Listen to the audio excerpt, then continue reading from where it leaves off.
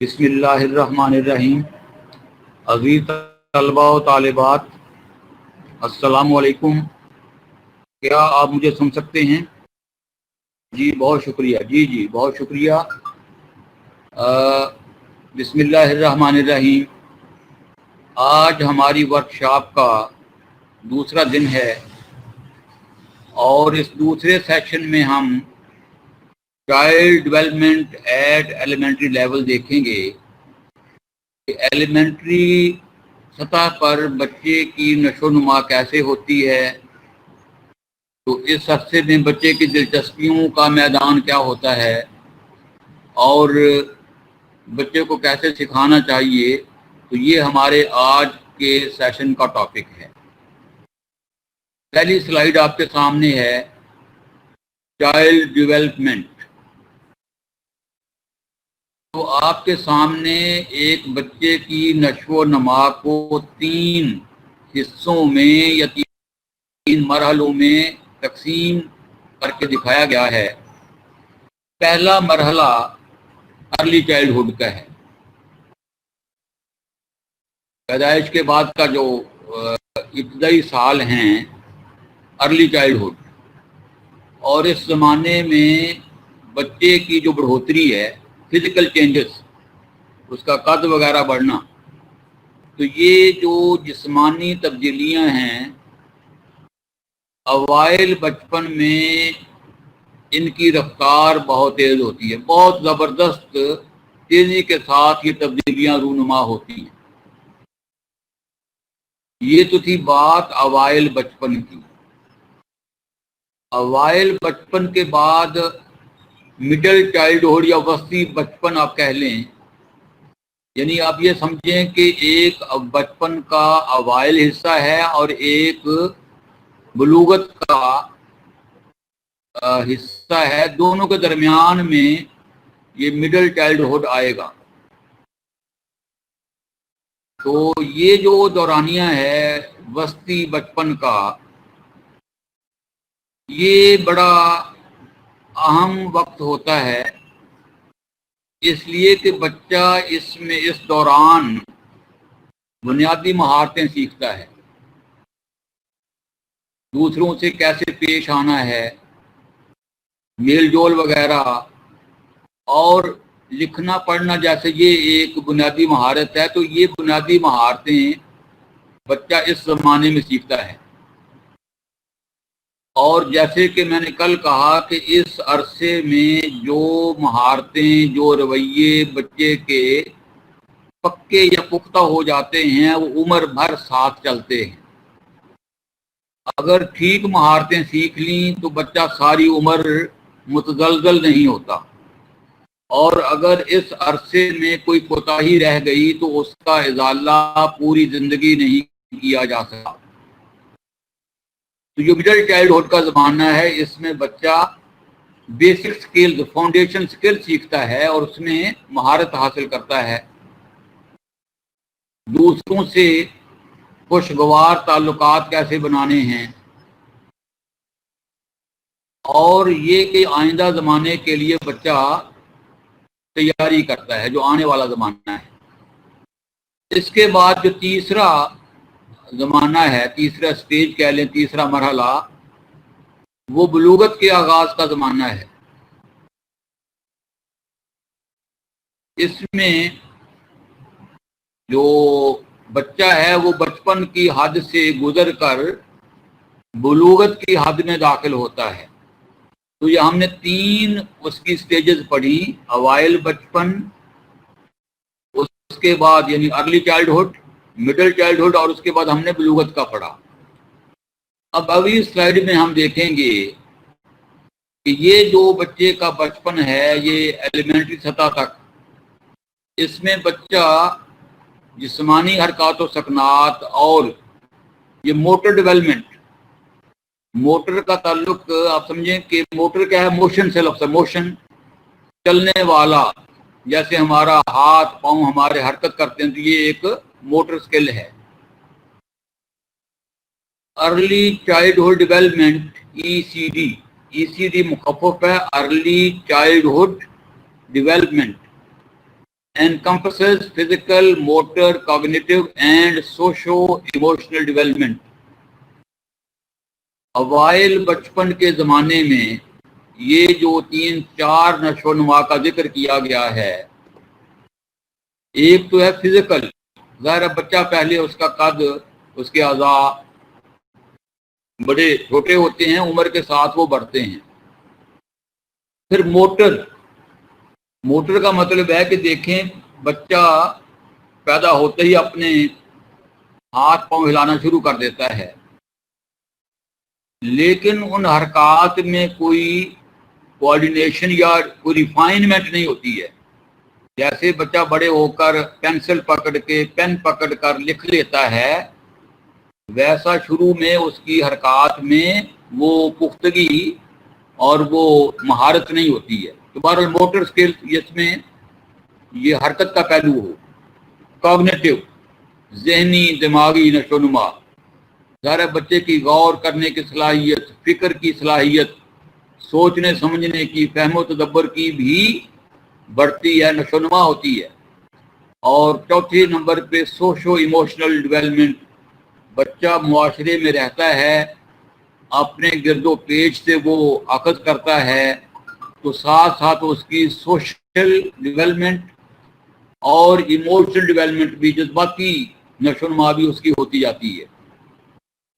अब ज़रा नीचे कोई थोड़ी सी वजाहत है कि फिजिकल डेवलपमेंट क्या है कि इन्फेंसी के दौरान, शीर खारगी का ज़माना, जब बच्चा दूध पीता है तो उस ज़माने में बच्चे की जिस्मानी नशोनुमा बड़ी तेज़ रफ्तार से होती है। पहला पॉइंट तो ये है। मोटर डेवलपमेंट, इसमें 2 किस्म की डेवलपमेंट का जिक्र है। एक ग्रास मोटर डेवलपमेंट है और दूसरा फाइन मोटर डेवलपमेंट है। जैसा कि मैंने अभी बताया, ग्रास मोटर का मतलब है कि पूरा जिस्म जो है वो इसमें हरकत करता है और इसमें कोई, आप समझें कि कोई फाइन मोटर डेवलपमेंट नहीं होती है। जैसे मैंने बताया, आप देखें ना कि एक बच्चा जब लिखना शुरू करता है तो आप उसे कहें कि अलिफ लिखो तो वो कांपते कांपते हिलते हुए लिखता है। उसकी उंगलियों में वो सकत नहीं होती है, इस तरह की वो सलाहियत नहीं होती कि वो सही लिख सके। लाइन लगाएगा, टेढ़ी लगाएगा। तो ये जो, लेकिन वक्त के साथ साथ वो बेहतर होता जाता है, तो उसको हम कहेंगे फाइन मोटर स्किल्स। अब जरा पढ़ लेते हैं। Motor development, motor development include grass motor development and fine motor development. यानी मोटर डेवलपमेंट में 2 किस्म की नशोनुमा शामिल है। एक ग्रास मोटर डेवलपमेंट कहलाएगी, दूसरी फाइन मोटर डेवलपमेंट। अब ग्रास मोटर क्या है? It refers to physical skills that use large body movements involving the entire body, while the motor refers smaller and while fine motor refers smaller and more precise movements. Grass motor में पूरे जिस्म की हरकत involve है, लेकिन जब एक pencil पकड़ के या आप गाड़ी चलाते हैं तो वो आपकी खास हरकत और सकनात हैं, वो फाइन मोटर स्किल्स हैं। और नीचे भी लिखा फाइन मोटर स्किल्स में कि skills that require hand eye coordination. Fine motor skills में बच्चे के हाथ और आंखें दोनों के अंदर एक रब्त होता है, ये मरबूत हरकत हैं। By edges 2 to 3 years children can mold clay into rough shapes. 2 से 3 साल का बच्चा क्या कर सकता है? वो मिट्टी अगर उसको गूंद के दे दें तो उससे वो रफ शक्लें बना लेता है। खूबसूरत नहीं होंगी, रफ किस्म की शक्लें वो बना लेगा। Build towers out of blocks, आपने देखा है कि बच्चे को आप ब्लॉक आप दे देते हैं, वो ब्लॉक्स को ऊपर नीचे रख के कोई शक्ल दे देता है। एंड स्क्रिबल विद क्रेयॉन, और वो कोई कलर लेके, कलर पेंसिल लेके उससे कोई لکیریں وغیرہ کھینچ لیتا ہے. تو یہ لکیریں کھینچنا یا گوندی ہوئی مٹی سے کوئی شکل بنانا یا یہ جو ٹاور بلاکس کی مدد سے ٹاور بنانا ہے، یہ فائن موٹر سکلز میں آئے گا. جی ابھی ہم نے جسمانی حرکات کی بات کی، اس کی نشو و نما کی بات کی. اب اس سلائیڈ پہ ہم دیکھیں گے کہ بچے کی ذہنی اور عقلی نشو و نما کیسے ہوتی ہے. Children not only grow physically but also mentally during early childhood. بچے کا صرف جسم اور قد ہی نہیں بڑھتا وقت کے ساتھ ساتھ. اوائل بچپن میں صرف بچے میں جسمانی تبدیلیاں ہی رونما نہیں ہوتی بلکہ ذہنی طور پر بھی بچہ گرو کرتا ہے. اس کی ذہنی نشو و نما بھی ساتھ ساتھ ہوتی ہے. Children's abilities to observe, understand, produce language and interact with the world flourish in an amazing way. 3-4 باتیں کیا ایسے کرداروں والی کہانیاں وغیرہ وہ پسند کرتا ہے، ایسے کھیل وہ پسند کرتا ہے جس میں تخیل کا بڑا عمل دخل ہوتا ہے، خیالی دنیا. اور تیسری بات یہ ہے کہ اوائل بچپن میں بچے تصویر کو دیکھتے ہیں، اس کو یاد رکھتے ہیں، سمجھتے ہیں اور اس طرح سے اپنے ذہنوں میں وہ چیزوں کو بٹھا لیتے ہیں.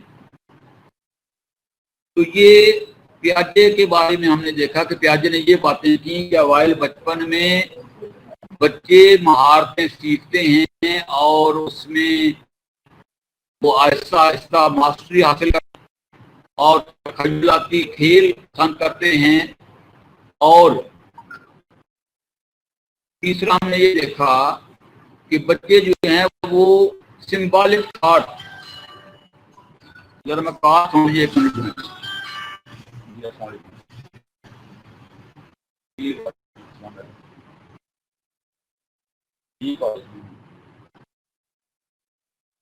میں 1:15 تک میرا سیشن چل رہا ہے، 1:15 کے بعد فارغ ہو جاتا ہے.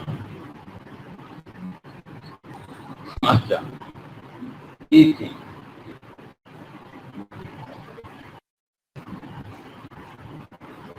تو میں آپ کی حاضری سے کر لوں جی.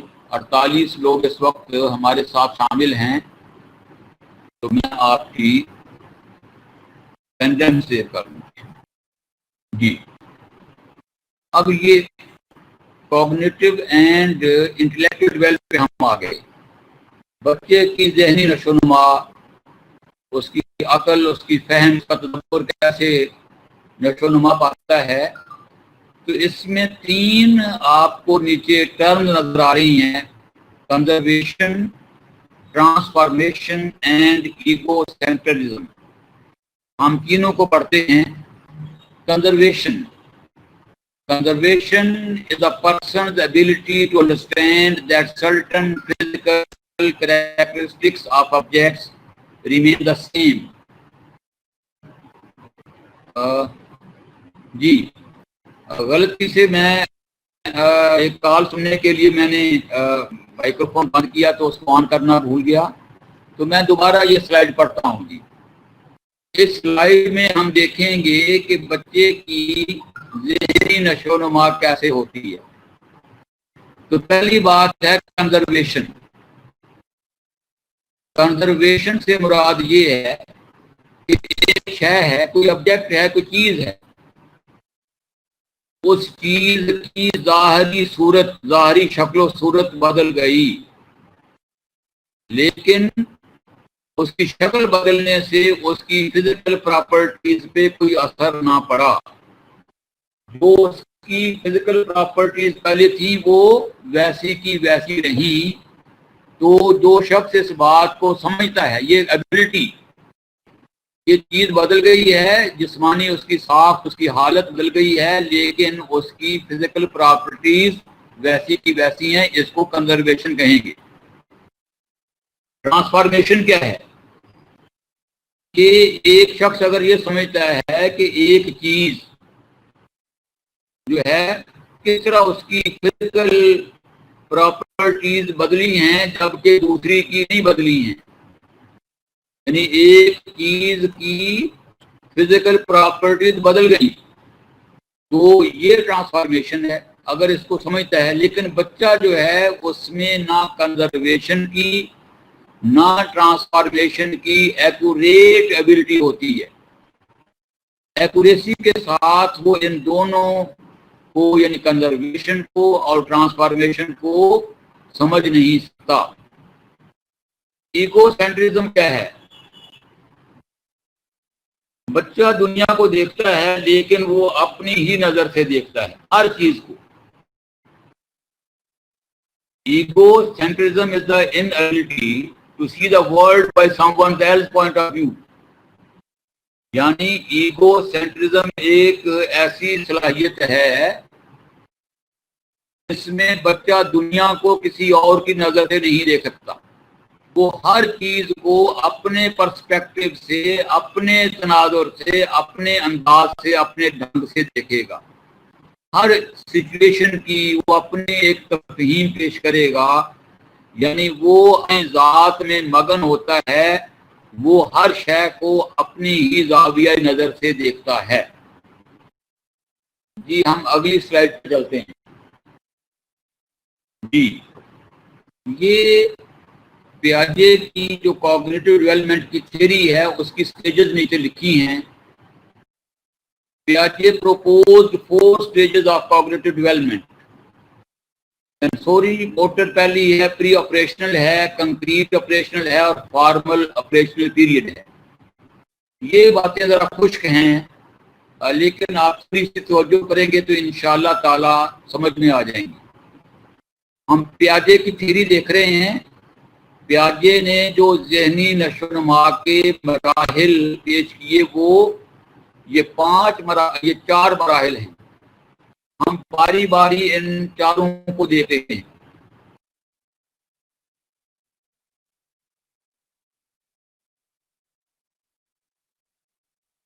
یہ پہلا مرحلہ سینسری موٹر سٹیج جو ہے. This stage extends from birth to the acquisition of language. پہلی بات یہ ہے کہ یہ جو پہلا مرحلہ پہلی سٹیج ہے یہ بچے کی پیدائش سے شروع ہو کر اس وقت تک یہ مرحلہ چلتا ہے جب تک بچہ زبان سیکھتا ہے. ایکوزیشن آف لینگویج تک چلتا ہے. In this stage, infants progressively construct knowledge and understanding of the world by coordinating experiences such as vision and hearing with physical interactions with objects such as grasping, sucking and stepping. یہ جو دورانیہ ہے اس میں بچہ 2 طرح سے وہ سیکھ vision and hearing. یہ بچہ ایک چیز کو دیکھتا ہے پھر سنتا ہے. جیسے دیکھیں نا ماں کوئی آبجیکٹ اگر بچے کو دکھاتی ہے تو ساتھ اس کا نام بھی پکارتی ہے. جب وہ اس کو پانی دیتی وہ کہتی ہے یہ پانی. بچے کو پانی کا گلاس بھی وہ دے گی اور ساتھ لفظ پانی بھی ادا کرے گی. اگر کوئی جی میں گزشتہ سلائڈ پہ چلتا ہوں. کوئی آواز کا مسئلہ ہو گیا تھا. پیاجے نے جو ذہنی عطیہ اس کو وقوفی بھی کہہ لیں. پیاجے نے جو ذہنی نشو و نما کے مراحل پیش کیے وہ 4 سٹیجز اس نے بتائیں. The sensory motor, the pre-operational, concrete operational and formal operational period. پہلا جو اس کا سٹیج ہے وہ ہے سینسوری موٹر سٹیج. اس کا آغاز ہوتا ہے بچے کی پیدائش سے لے کر اور یہ ختم ہوتی ہے جب بچہ زبان سیکھ لیتا ہے. اور اس عرصے میں بچے جو علم حاصل کرتا ہے اور جو انڈرسٹینڈنگ حاصل کرتا ہے اس کا تعلق ویژن اور ہیئرنگ سے ہے, دیکھنے اور سننے سے, بصارت اور سماعت. جیسے آپ دیکھیں کہ ماں بچے کو کوئی چیز پیش کرتی ہے تو ساتھ اس چیز کا نام بھی بتا دیتی ہے. اس کے ہاتھ میں پانی کا گلاس ہو گئی پانی، کوئی عزیز رشتے دار ہے کہے گی ماموں انکل، یعنی ماموں سامنے ہوگا اور ساتھ لفظ بھی بچہ سنے گا، دیکھنا اور سننا.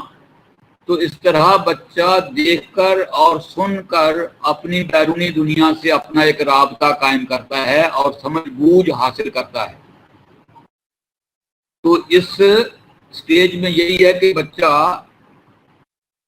زبان سیکھتا ہے اور وہ ویژن اور ہیئرنگ سے، تجربات سے وہ دنیا کے بارے میں آگاہی حاصل کرتا ہے.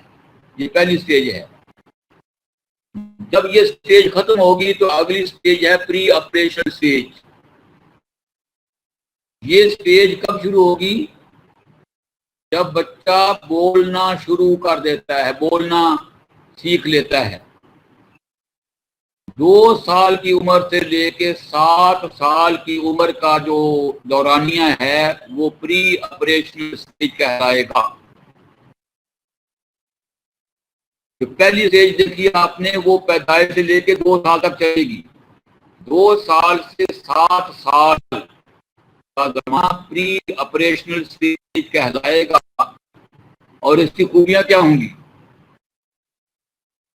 اس میں بچہ سے زیادہ سمجھ بوجھ کا مالک بن جاتا ہے، لیکن پھر بھی وہ جو ایبسٹریکٹ چیزیں ہیں ان کے بارے میں اتنی اس کی فہم نہیں ہوتا. یعنی جو لاجک ہے، عقلی توجیہ، کوئی چیز ہے تو ایسی کیوں ہے، اور چیزوں کو مینٹلی مینوپولیٹ کرنا کسی انفارمیشن کو، یہ اس عرصے میں بچے کے بس کی بات نہیں ہوتی. میں پھر بتاتا ہوں کہ پری آپریشن سٹیج 2 سال کی عمر سے لے کے 7 سال کی عمر تک رہتی ہے. اس زمانے میں اگرچہ بچے میں بہت ڈیولپمنٹ ہوتی ہے عقلی، لیکن وہ لاجیکل کمپلیٹ لاجک کو سمجھنے سے قاصر رہتا ہے. اور اس زمانے میں بچے کھیل کود میں حصہ لیتے ہیں اور پریٹینڈنگ، دیکھیں نا جیسے بچہ گھر جاتا ہے اسکول سے تو وہ ٹیچر بن جاتا ہے، استانی بن جاتا ہے. تو اس زمانے نقل کا رجحان بہت بڑھ جاتا ہے. لیکن وہ اس زمانے میں بھی بچہ چیزوں کو اپنے ہی نظر سے زیادہ دیکھتا ہے. وہ اس کے جو مختلف پوائنٹ آف ویو ہے اس سے بچہ چیزوں کو نہیں دیکھتا. یہ ہماری 2 پہلی سٹیجز ہو گئی. دوسری کے بعد ہم تیسری سٹیج پہ آتے ہیں. ابھی ہم نے دوسری سٹیج کا زمانہ پڑھا 2 سال سے لے کے 7 سال کی عمر تک. تو اس کے بعد ہم دیکھتے ہیں کہ یہ جو تیسری سٹیج 7 سال کی عمر کے بعد شروع ہوگی، یہ 7 سال سے لے کے 11 سال کی عمر تک. اور یہ آپ کہیں کہ قبل از بلوغت سے پہلے کا زمانہ. اور اس میں آپ دیکھیں میں زیادہ ہے بالغ، لیکن بالغوں جیسی اس کی حرکات و سکنات، جیسے اپنے کو سیانہ اور بڑا سمجھنا شروع کر دیتا ہے. اور وہ مسائل کو اس سٹیج پہ آ کے وہ ختم ہو جاتی ہے، یعنی بچہ کو شروع ہو جاتی ہے. ہما جاوید کیا لکھ رہی ہیں؟ This class is best related to other subjects. جی اس کا مطلب کیا کہ یعنی ہم نفسیات کی، آج ہم نفسیات کی باتیں کر رہے ہیں کہ بچہ کس طرح نشو و نما پاتا ہے، اس کی ذہنی نشو و نما کیسے ہوتی ہے، ذہنی نشو و نما کے ساتھ جسمانی نشو و نما وغیرہ ہم یہ دیکھ رہے ہیں. جی ہم اگلی سلائڈ پہ چلتے ہیں. اگلی سلائڈ میں کوئی تاخیر ہے؟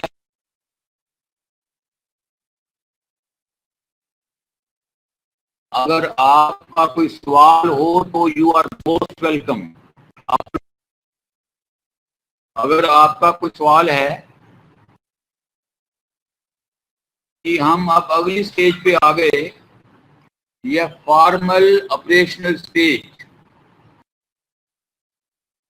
ذرا ذہن میں لائیں کہ پہلی سٹیج ہم نے پڑھی پیدائش سے لے کے 2 سال عمر تک، دوسری سٹیج پڑھی 2 سال سے لے کے 7 سال تک، تیسری سٹیج 7 سال سے 11 سال تک، اور اب ہم چوتھی سٹیج پہ آ گئے ہیں. یہ 11 سال سے لے کے 15 سے 20 سال تک یہ سٹیج چلتی ہے.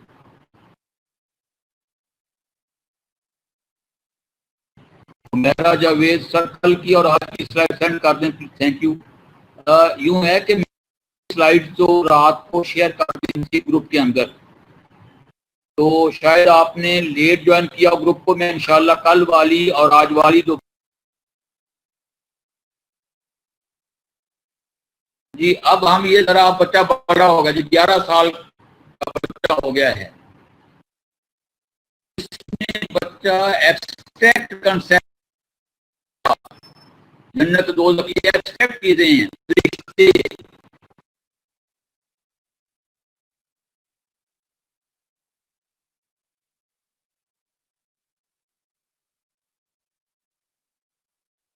نہیں سن سکتے، ان کے متعلق بھی بچہ اس عمر میں سوچنا شروع.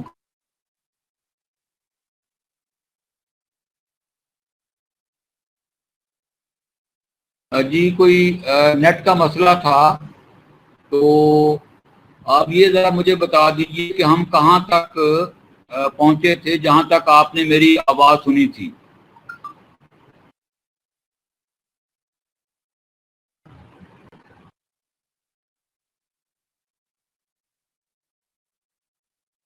جی تھینک یو حمیرہ جاوید. اور بھائی اگر کسی کے پاس میرا یہ تو یوٹیوب کا لنک لیں فضل مورانی. جی یہ چوتھی سٹیج پہ ہم آئے تھے. میں ذرا صاحب کا بات سے اس کا رشتہ جوڑ دوں موجودہ بات کا. 4 سٹیجز ہم پڑھ رہے تھے.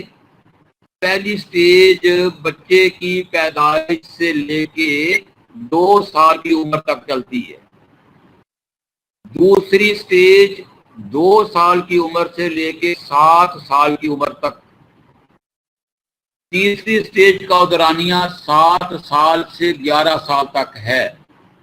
اور چوتھی سٹیج جس پہ اب ہم پہنچے ہیں یہ 11 سال کی عمر سے شروع ہوگی اور یہ 15 سے 20 سال کی عمر تک چلے گی. اب اس دورانیے میں کیا ہوتا ہے؟ اس دورانیے میں بچہ ایبسٹریکٹ تھنکنگ کو سمجھنا شروع کر دیتا ہے.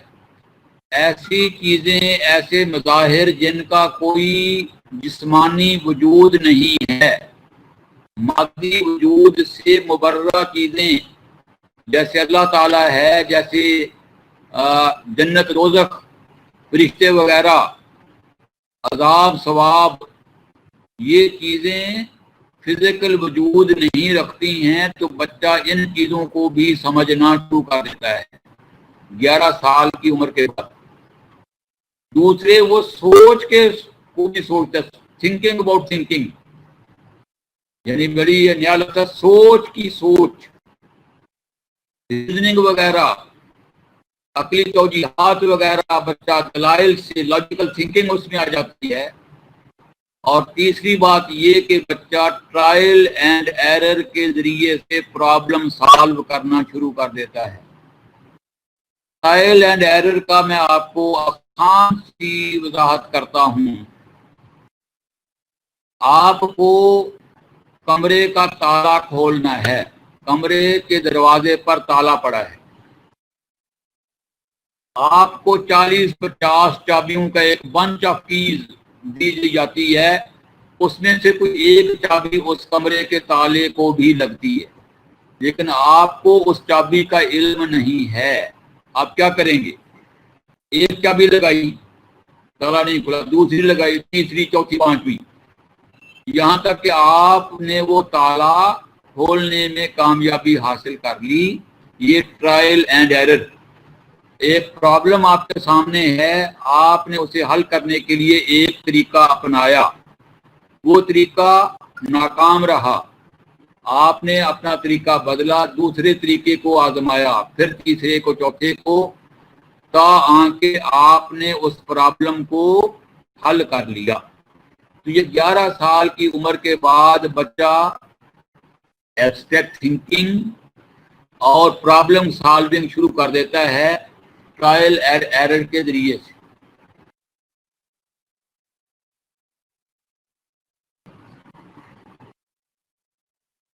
جی یہ سفینہ مجید نے لکھا کہ غلطی سے جی information processing. The information processing model is a way of examining and understanding the cognitive development of children. This model conceptualizes children's mental processes through the metaphor of a computer processing, encoding, storing and decoding data. بات یہ ہے, اس کو سادہ لفظوں میں کیا ہم کہیں گے, یہ جس طرح کمپیوٹر میں آپ کوئی ڈیٹا دیتے ہیں, وہ اس کو پروسیس کرتا ہے, انکوڈ کرتا ہے, تو کوڈ اس کو دیتا ہے, اسٹور کرتا ہے اور پھر اس کو ڈیکوڈ کر دیتا ہے.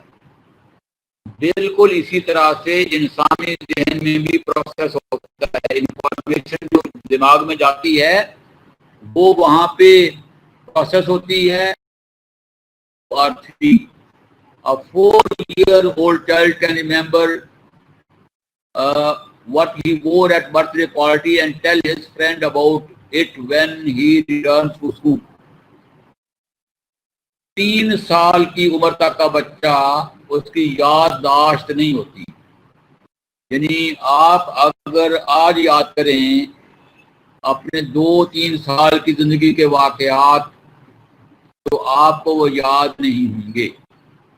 ہاں 4 سال کی عمر کے بچے کو یاد رہنا شروع ہو جاتا ہے, اس کا حافظہ جو ایکٹیو اس کا میموری ہے 4 سال سے شروع ہو جاتی ہے.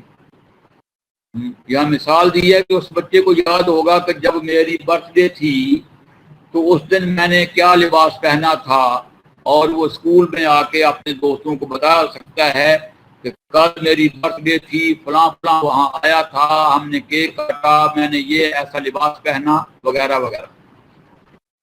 صرف سمپل پوائنٹ کیا ہے جی, 2 سے 3 سال کے بچے کی میموری جو ہے وہ دیر پا نہیں ہوتی ہے. 4 سال کے بعد بچہ یاد رکھنا شروع کر دیتا ہے. Attention. Between the ages of 5 and 7, children learn how to focus and use their cognitive abilities for paying attention and memorizing lists of words or facts. بچپن میں بالکل شروع میں بچہ کسی ایک چیز کی طرف زیادہ دیر تک توجہ یا دھیان نہیں دے سکتا. ابھی وہ کوئی چیز دیکھ رہا ہوتا ہے اور اس کا دھیان کسی اور طرف پڑ جاتا ہے. لیکن 5 اور 7 سال کے درمیان کی جو عمر ہے, اس میں بچہ کسی ایک کنسیپٹ, کسی ایک چیز کی طرف توجہ کو محفوظ رکھنا, اور آپ اس کو لسٹ دے دیں گے, لسٹ اس کو بھائی رٹا لگاؤ, یاد کرنا ہے, تو وہ یاد کرنا, رٹا لگانا شروع کر دیتا ہے. اور تیسری بات یہ ہے کہ یہ جو زبان ہے, لینگویج, وہ زیادہ ریفائن ہو جاتی ہے, زیادہ میچور ہو جاتی ہے. یعنی وقت کے ساتھ ساتھ بچے کی زبان میں بھی اس کی ووکیبلری, اس کا لہجہ, اس کی سینٹینس میکنگ کی صلاحیت بھی بڑھ جاتی ہے. اگلی بات یہ ہے کہ وہ کون سی چیزیں ہیں جو بچے کی یہ جو وقوفی, اچھا ایک لفظ میں بول رہا ہوں وقوفی, میں یہاں لکھ دیتا ہوں چیٹ باکس میں. وقوف میں نے لکھا اور اس کے معنی ہے عقل. جب ہم کہتے ہیں جی وہ بڑا بے وقوف ہے, تو بے کا مطلب بغیر, جیسے بے علم علم کے بغیر، تو بے وقوف عقل کے بغیر، تو وقوف کا مطلب عقل ہے، تو ہم وقوفی نشو و نما یا ذہنی نشو و نما کے بارے میں پڑھ رہے ہیں۔ محمد وارث صاحب، آپ کو پتہ کیسے چلے گا کہ ہماری اٹینڈنس ہوئی ہے؟ بھائی یقین اور بھروسہ رکھیں، میں آپ کی جو یوزر لسٹ ہے اس کو وقتاً فوقتاً سیو کرتا رہتا ہوں جی۔ تو یہ آپ دیکھیں کہ وہ عوامل کون سے ہیں جن سے بچے کی وقوفی نشو و نما پر اثر انداز ہوتا ہے۔ بچے کی ذہنی نشو و نما پر اثر انداز ہونے والے عوامل، امتحان میں اس طرح کا سوال آ سکتا ہے، یہ سوال آ سکتا ہے کہ بھئی آپ ان عوامل کی نشاندہی کریں جو بچے کی ذہنی نشو و نما پر اثر انداز ہوتے ہیں۔ تو جناب پہلا آپ دیکھیں، اس میں جو پہلا فیکٹر ہے بایولوجیکل فیکٹر، یہ ایک ہیڈنگ ہے بایولوجیکل فیکٹرز، حیاتیاتی عوامل۔ دوسرے ہیں ماحولیاتی عوامل، یعنی بچے پہ دو طرح کے عوامل اثر انداز ہوتے ہیں اس کی عقل سمجھ بوجھ پر۔ ایک کا تعلق اس کے خاندان وغیرہ سے ہے، اس کی اپنے جسم سے ہے، اور دوسرے کا تعلق اس کے ماحول سے ہے۔ پہلے ہم بایولوجیکل فیکٹر یا حیاتیاتی عوامل دیکھتے ہیں۔ سینس آرگنس، یہ اللہ نے آپ کو جو 5 حواس عطا کیے ہیں، 5 سینسز، کیا کیا ان میں 5 میں؟ آپ کی آنکھیں ہیں جن سے آپ دیکھتے ہیں، آپ کے کان ہیں جن سے آپ سنتے ہیں، آپ کی زبان ہے جس سے آپ چکھتے ہیں اور بولتے بھی، لیکن ہم یہاں پہ چکھنے کی بات کریں، ٹیسٹ کی بات کریں گے۔ آپ کی جلد ہے ٹچ کرنا۔ اچھا ایک کیا رہ گیا بھائی؟ سننا، بولنا۔ ذرا مجھے بتائیے گا کہ 5ویں سینس کون سی رہ گئی اب؟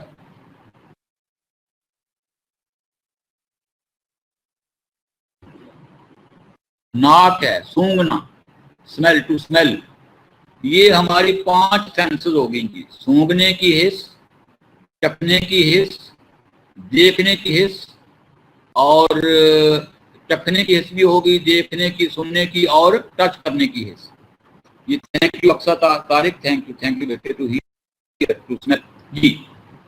اگر ان 5 میں سے کہیں کسی ایک میں خرابی یا نقص ہو، مثلا ایک شخص دیکھنے سے محروم ہے، بصارت سے محروم ہے، تو اس کی پھر وہ جو عقلی نشو و نما اس پہ بھی اثر انداز ہوگی۔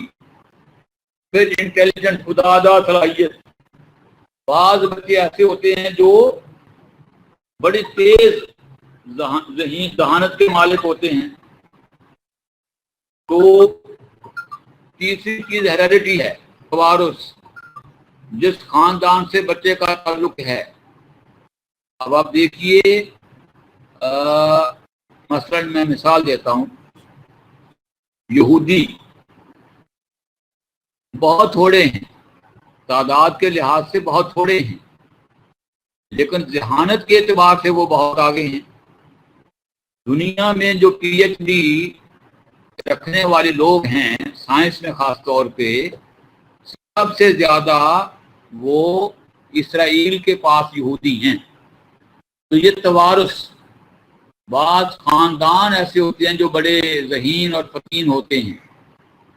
اور چوتھی بات اس میں میچوریشن یا پختگی کی بات ہے۔ ان 4 کا تعلق انسان کی زندگی کے ساتھ یا اس کی حیاتیات کے ساتھ ہے، فیملی کے ساتھ ہے، اپنی باڈی کے ساتھ ہے۔ یعنی بعض خصوصیات بچہ پیدائشی یا اپنے خاندان سے لے کر آتا ہے، اور بعض ایسی ہیں کہ جو اپنے ارد گرد سے، اپنے ماحول سے لے کے آتا ہے۔ مثلا پہلی لرننگ اپرچونٹیز ہے، ایک بچہ پڑھ سکتا ہے، حواس اس کے ٹھیک ہیں، ذہین ہے، لیکن بیچارے کو مواقع دستیاب نہیں ہیں،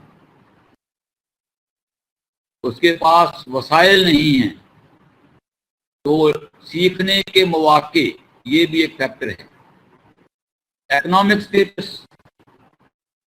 ایک آدمی ہے وہ غربت زدہ ہے، افلاس زدہ ہے، اس کے پاس کوئی وسائل نہیں ہیں، تو یہ ایک فیکٹر بھی اس کے سیکھنے میں رکاوٹ بن جائے گا۔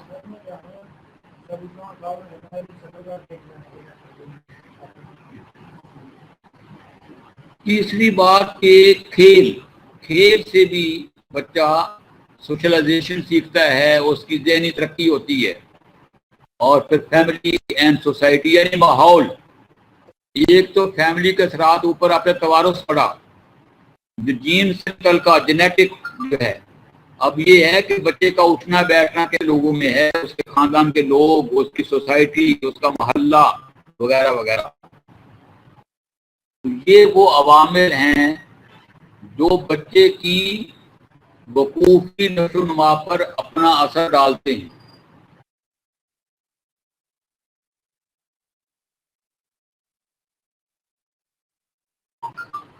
جی، اس کے بعد پرسنالٹی اینڈ سوشل ڈیولپمنٹ، شخصی نشو و نما، معاشی نشو و نما، اس کے بارے میں بھی کئی نظریات تھیریز ہیں۔ تو جو پیاجے کی تھیری ہے، یہ کی اس میں سائلنٹ ہے، تو یہ پیاجے اس کو پڑھیں گے۔ Piaget's theory of cognitive development, also known as developmental speech theory, was created by the Swiss developmental psychologist۔ یہ ذرا یہ جو لفظ ہے نا جین، یہ جین نہیں پڑھنا آپ نے۔ جب میں بی ایڈ کرتا تھا، کب کی بات ہے جی، یہ کتنے سال ہو گئے، گویا 32-33 سال پہلے کی بات ہے۔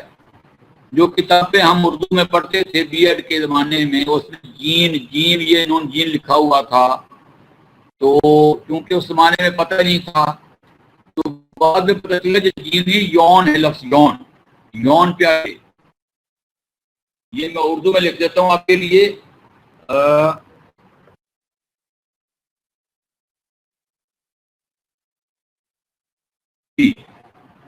تو یہ پیاجے جو تھا، یہ سوئٹزرلینڈ کا رہنے والا تھا، اس نے تھیوری پیش کی، اور اس نے کہا کہ جو کوئی فرد ہے، انسان کو کیسے علم حاصل کرتا ہے، ذہانت کا چیز ہے۔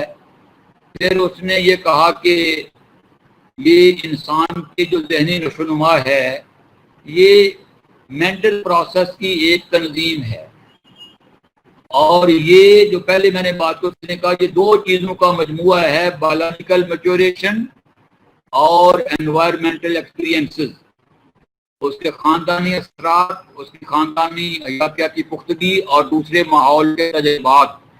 جو شخص جس طرح کے ماحول میں رہے گا، وہ ماحول اس پر اثر انداز ہوگا، تو ماحولیاتی تجربات بھی انسان کی ذہنی نشو و نما پر اثر ڈالتے ہیں۔ یہ بات ہم گزشتہ سلائیڈ میں جب ہم نے فیکٹرز کی بات کی تھی کہ بایولوجیکل فیکٹر کیا ہیں اور انوائرمنٹل فیکٹر کیا ہیں، وہاں ہم اس کو دیکھ چکے ہیں۔ فائد اللہ لکھ رہے ہیں کہ سر اٹینڈنس کنفرمیشن کا پتہ کیسے ہوگا؟ بات یہ ہے کہ میں ابھی آپ کی لسٹ سیو کرتا ہوں، اور اس وقت 50 لوگ شامل ہیں مجھے شامل کر کے، تو میں یہ نام آپ کو پڑھ کے سنا دیتا ہوں، اس سے زیادہ تو کوئی بات ہو نہیں سکتی ہے، تو مجھے 30-40 سیکنڈ دے، میں آپ کی لسٹ سیو کر لوں گی اور پھر نام آپ کو پکار۔ ابھی جو میں نے آپ کی لسٹ سیو کی ہے، اس میں عامر ایوب، اقصی ادریس، اقصی منور، اقصی طارق، عائشہ رزاق، بلال حسین، فرحانہ ساجد، فرحین، فضل مولا۔ یہ فضل مولا کو میں فضل مولا کہوں گا۔ جو ہم نام غلام رسول لیتے ہیں، وہ غلام رسول ہوتا ہے، غلام نبی، غلام رسول، کنیز فاطمہ وغیرہ۔ جی، فضل مولا کے بعد غزالہ، حافظہ ہے یا حفصہ لکھا، حفصہ ہیرا اعجاز، ہما کوثر، حمیرہ جاوید، عمران خان، اقرا زرمین، کاملہ افتخار، کفایت اللہ، چلو پھر کفایت اللہ کا نام آ گیا، کرسٹینا جارج مسیح، مدیحہ زہرا، ماریا طالب، مصباح ولی، مشال نایاب، محمد ارسلان، محمد اویس، محمد بلال، محمد حمزہ، محمد حسن، محمد ثانی، محمد وارث، نائلہ خالد، نور العین، ریحانہ حنیف، رمشا افضل، سعیدہ خاتون، صفدر حسین، سکینہ امجد، ساجدہ بانو، صالحہ بانو، سمر علی، سیماب خان، شفیقہ رشید، شگفتہ فرمان، شاہ علی، شمسہ ناز، سدرہ ظہور، تبسم ناز، تحریم بیدار، عالیہ افضل، ودیعہ جبی، یہ نام میرے پاس محفوظ ہے اور اس میں کفایت صاحب کا نام موجود ہے جی۔ چلیں آپ کی، میں نے کہا آپ کو اطمینان ہو جائے۔ اب اس کے بعد اگلی تھیری آگے جی، یہ مورل ڈیولپمنٹ کی ہے، اخلاقی نشوونما، اور یہ لارنس کولبرگ کی تھیری ہے۔ اس نے بھی ڈیولپمنٹل سائیکالوجسٹ کے طور پہ کام شروع کیا، لیکن بعد میں وہ اخلاقی تعلیم کی طرف چلا گیا اور اس نے یہ تھیری ہمیں پیش کی، اور اس نے 6 سٹیجز متعارف کرائیں، اور 3 کے لیول ہیں، یعنی سٹیجز 6 ہیں اور 3 لیول ہیں۔ آپ دیکھیں یہ لکھا ہے، the first level of moral thinking is that generally found at the elementary school level called pre-conventional۔ تو پہلا لیول ہے، اس کو اس نے پری کنونشنل کا نام دیا، اور یہ آپ کی ایلیمنٹری اسکول کی سطح تک چلتا ہے، یعنی آپ دیکھ لیں کہ 8ویں کلاس تک۔ In the first stage of this level, آپ دیکھیں کہ ہر لیول کی 2 سٹیجیں ہیں۔ اب پہلا لیول جس کا نام پری کنونشنل ہے، اس کی پہلی سٹیج کیا ہے؟ People behave according to socially acceptable norms because they are told to do so by some authority figure۔ لوگ اس سٹیج پر جو وہ کام کرتے ہیں جو معاشرے کے جو پسندیدہ جو معیار ہیں، جو قدریں ہیں، ان کے مطابق چلتے ہیں، یعنی لوگ ویسا کام کرتے ہیں جیسا معاشرہ پسند کرتا ہے۔ تو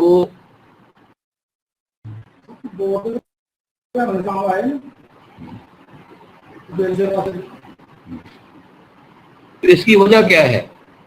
یہ لوگ جو معاشرے کی پسندیدہ اخلاقیات کے مطابق عمل کرتے ہیں، اس کی وجہ صرف یہ ہے کہ ان کو بتایا جاتا ہے کہ بڑے یا جو اتھارٹی ہے وہ ایسا دیکھنا چاہتی ہے۔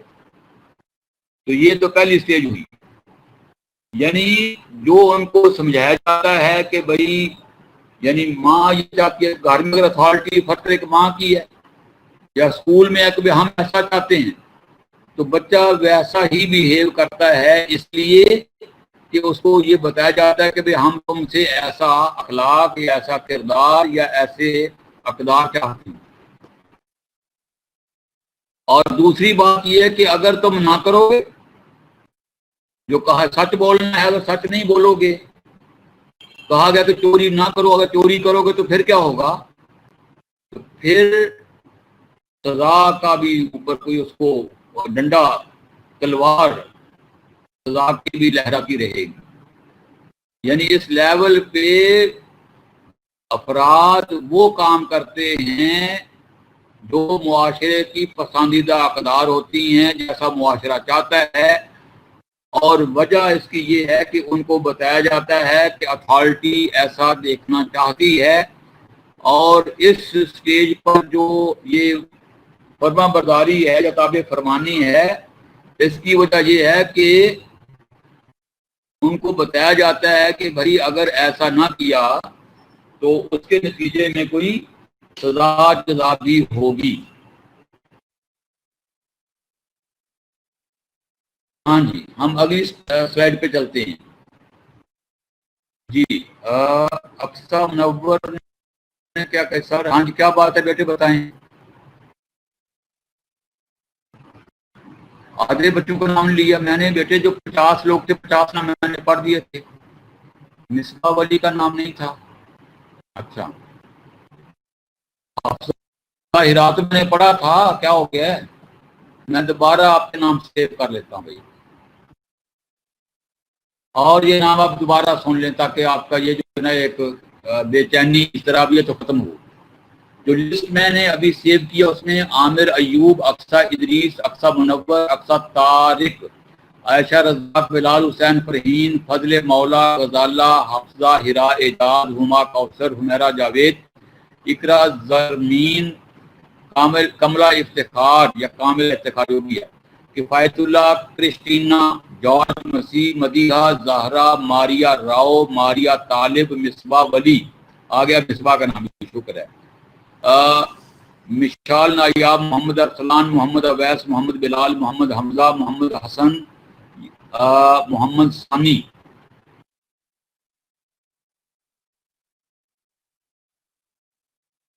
محمد ثانی کے بعد ہے جی محمد وارث، نائلہ خالد، نور العین، ریحانہ حنیف، رمشا افضل، سعیدہ خاتون، صفدر حسین، سکینہ مجید، صالحہ بانو، سمر علی، سیماب خان، شگفتہ فرمان، شاہ علی، شمسہ ناز، سدرہ ظہور، سونیا افضل، سندس سلیم، تبسم ناز، تحریم بیدار، تالیہ افضل، وجیحہ جبی، یہ نام بھی ابھی میں نے سیو کیے۔ اب ایک دفعہ آپ کی لسٹ میں سیو کروں گا یہ سیشن کلوز کرنے سے پہلے۔ جی ذرا ذہن میں لائیں ہم کیا بات کر رہے تھے۔ ہم نے یہ بات کی کہ اس جو پہلی سٹیج پری کنونشنل ہے، اس پہ بچہ یا کو فرد کام کرتا ہے اخلاقی اقدار کے مطابق، کیونکہ اسے بتایا جاتا ہے کہ اتھارٹی تم سے ایسا چاہتی ہے، اور اگر بچہ ویسا نہ کرے تو پھر اس کو سزا بھی دی جاتی ہے۔ دوسرے لیول کا نام کنونشنل، پہلا تھا پری کنونشنل، اب آ گیا کنونشنل۔ اس کی بھی 2 سٹیجز ہیں۔ پہلی سٹیج کیا ہے جی کہ بچہ یا فرد وہ کام کرے گا، ایسا رویہ اپنائے گا جو دوسروں کو پسند آئے، دوسرے کہیں واہ واہ کیا بات ہے، یعنی بعض اوقات آدمی دوسروں کو خوش کرنے کے لیے بھی نیکی کا اخلاقی کام کرتا ہے۔ اور اس کی دوسری سٹیج یہ ہے کہ وہ فرد جو ہے وہ قانون کا پابند بن جاتا ہے، وہ سمجھتا ہے کہ یہ میرا فرض ہے، ایسا کرنا میرا اخلاقی فریضہ ہے، تو وہ کام کرتا ہے۔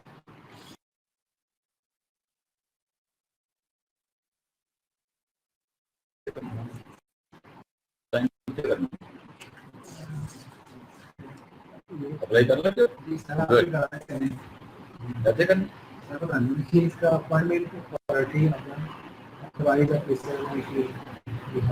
بانٹے میں کھالی ضروری ہے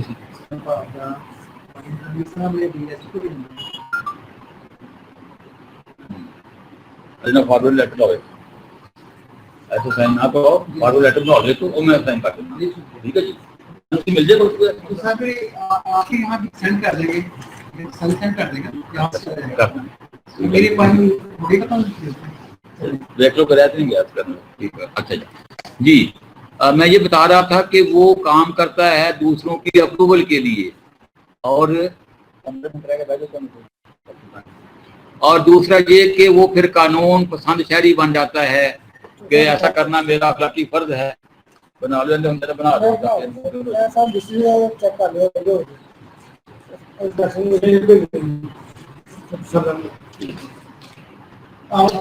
جی۔ تیسرا لیول اس کا مورل تھنکنگ یہ ہے کہ یہ نظر پڑھ دیتا ہوں. The third level of moral thinking is one that Kohlberg felt is not reached by majority of adults, called post-conventional. پہلا پری کنونشنل، دوسرا کنونشنل اور تیسرا کنونشنل کے بعد پوسٹ کنونشنل. اور کولبرگ نے کہا کہ یہ وہ لیول ہے جس پر بہت تھوڑے لوگ جاتے ہیں. میجارٹی جو ہے، بالغ لوگوں کی میجارٹی، وہ اس کو ٹچ نہیں کرتی ہے. Its first stage is an understanding of social mutuality and a genuine interest in the welfare of others. سچے دل سے انسان دوسروں کا خیر خواہ بن جائے. یہ عین اسلام ہے. اسلام ہمیں یہی کہتا ہے کہ اسلام خیر خواہی کا نام ہے. یہ پوائنٹ ہے کہ جس میں انسان خود غرضی کو ترک کر دے اور وہ دوسروں کے لیے حقیقی دلچسپی دکھائے، ان کی فلاح و بہبود کے لیے ایثار کا وہ نمونہ بن جائے. The last stage is based on respect for universal principle and the demands of individual conscience. ضمیر کے مطابق وہ کام کرے. یہ بہت بڑی بات ہے. وہ اپنے ضمیر کو لبیک کہے اور کوئی بات ایسی نہ کرے جو ضمیر کے خلاف ہو. اور ڈیئر اسٹوڈنٹس، یہ بھی عین اسلام کی بات ہے. ایک حدیث پاک ہے کہ الاسم ما حاک فی صدرک، گناہ کی اس سے بہتر تعریف ممکن نہیں ہے کہ یہ اللہ کے سب سے آخری رسول صلی اللہ علیہ وسلم نے کی ہے. کیا جی؟ کہ گناہ وہ ہے جو تیرے سینے میں، تیرے دل میں کھٹکے. بس دیکھ لیں. اور آگے چلتی ہے حدیث کہ تو یہ پسند نہ کرے کہ دوسروں کو اس کا علم ہو.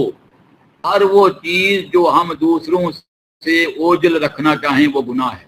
کیا خوبصورت تعریف ہے. تو یہی یہاں لکھا ہے کہ فرد اپنے ضمیر کے مطابق عمل کرتا ہے اور ضمیر کے خلاف وہ نہیں چلتا، اپنے ضمیر کا وہ سودا نہیں کرتا، حق کی طرف جاتا ہے. تو اس نے کہا یہ وہ سٹیج ہے جس پہ بہت کم لوگ جاتے ہیں. اکثریت جو ہے وہ یہاں تک نہیں جاتی ہے.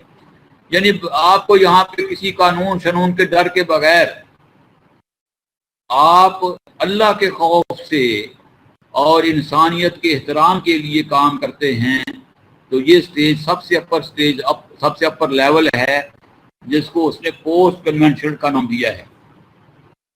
ماریہ طالب، تھینک یو بھائی، آپ میری بہت تعریفیں کرتے ہیں. بس دعا کریں کہ جیسا آپ مجھے سمجھتے ہیں میں ویسا ہو جاؤں. جی اگلی جناب ہمارے اگلی سٹائل آنے میں دیر ہے، تو اقسم نور انشاءاللہ. ہاں میرا جاوید سر، یو آر دی بیسٹ. واہ واہ واہ، ماشاءاللہ ماشاءاللہ. دیکھیں دنیا میں ہر عالم کے اوپر ایک عالم بیٹھا ہے. ہر بہتر سے زیادہ بہتر، بہتر سے بہترین موجود ہے. میں تو اپنے اساتذہ کی پاؤں کی خاک کے برابر بھی نہیں ہوں. میں نے بڑے بڑے عالم لوگوں سے پڑھا الحمدللہ. تو بہرحال یہ ہے کہ اللہ کا شکر ہے، کوشش کرتا ہوں کہ جو مشکل چیزیں ہیں ان کو بھی آسان پیرائے میں آپ تک پہنچاؤں. ورنہ یہ جو نفسیات وغیرہ چیزیں ہیں یہ بچوں کو بڑی خشک، بوجھل، بے جان اور دقیق لگتی ہیں. تو کوشش کر رہا ہوں کہ اس کو ذرا آپ تک پہنچا پاؤں. جی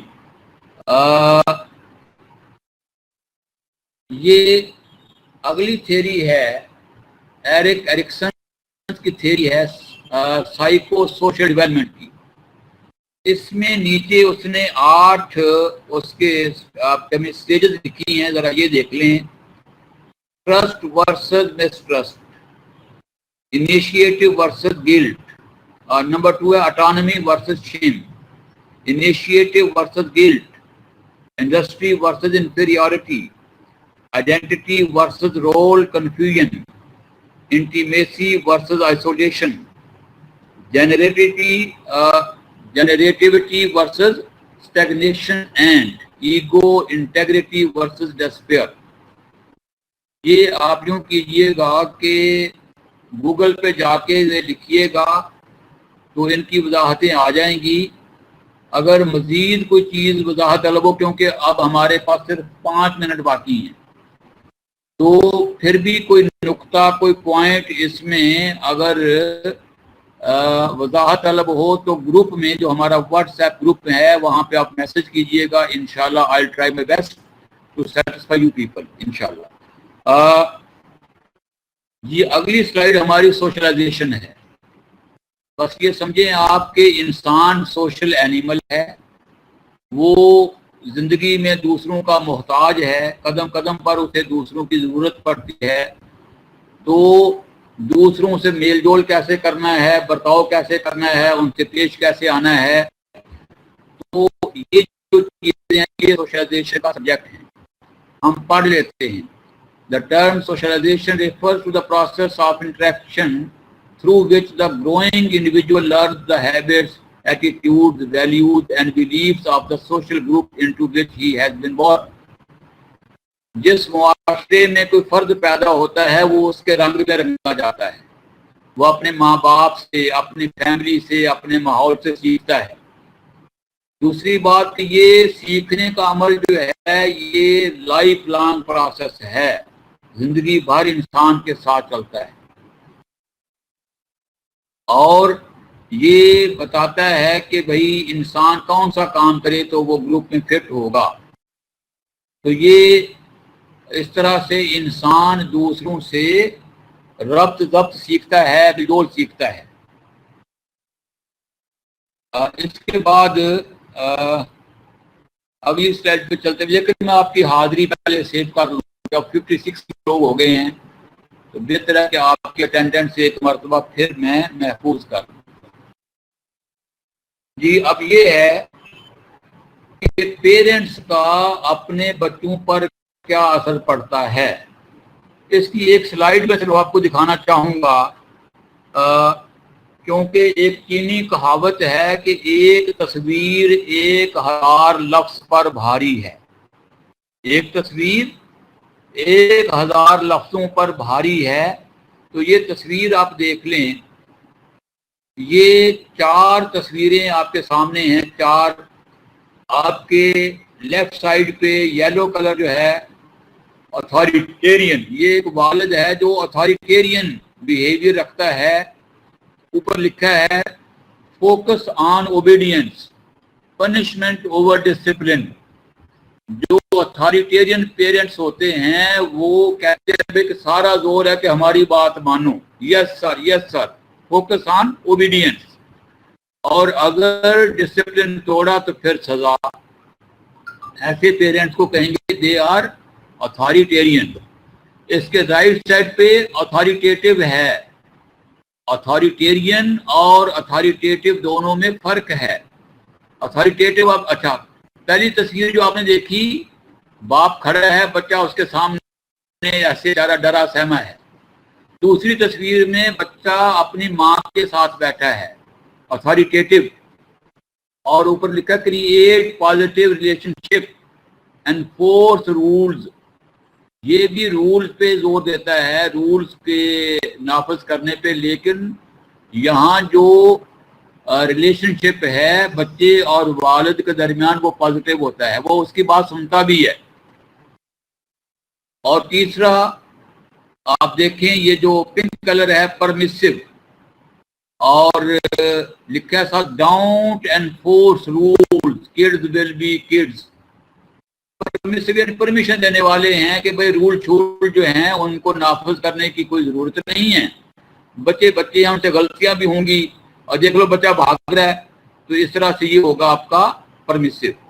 چوتھی قسم کے پیرنٹس ہیں وہ uninvolved, provide little guidance, nurturing اور اٹینشن. وہ لاپرواہ ہوتے ہیں، بس اپنے کام میں مگن ہوتے ہیں. ماں اپنا موبائل لے کے وہ واٹس ایپ پہ چیٹ کر رہی ہوتی ہے، اپنا کوئی ڈرامہ دیکھ رہی ہوتی ہے، بچہ اپنا کام میں لگا ہوا ہے، یعنی بالکل لا تعلقی والا رویہ ہوتا ہے.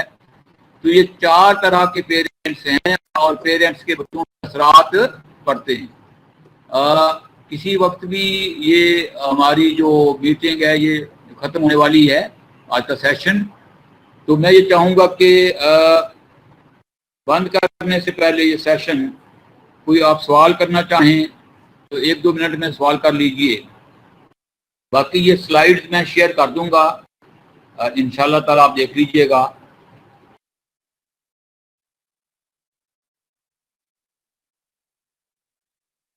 اور بھائی اٹینڈنس لگانے کا کوئی آپ کا لنک نہیں ہے. اچھا جی. Maria Rao, no question, sir. Thank you so much, sir, for delivering us fantastic lecture. Thank you, welcome. یہ بات حمیرہ جاوید کہہ رہے ہیں لنکس. بیٹے یوں ہے کہ میں آپ کو اپنا سیل نمبر یہاں لکھ دیتا ہوں, تو آپ اس پہ مجھے ایسا ہے کہ اپنا نام اور یہ کوڈ لکھ کے نا یہ میسج کیجئے واٹس ایپ پہ, میں آپ کو خود اس میں جوائن کر لوں گا. میں نے اپنا سیل نمبر لکھ دیا ہے, آپ اس نمبر پہ اپنا نام اور ساتھ کورس کوڈ 8623 جو ہے یہ لکھ کے میسج کیجئے. انشاءاللہ میں آپ کو گروپ میں جوائن کر دیتا ہوں. جی تھینک یو جی. آپ لوگ کو سوال بھی کیا کریں.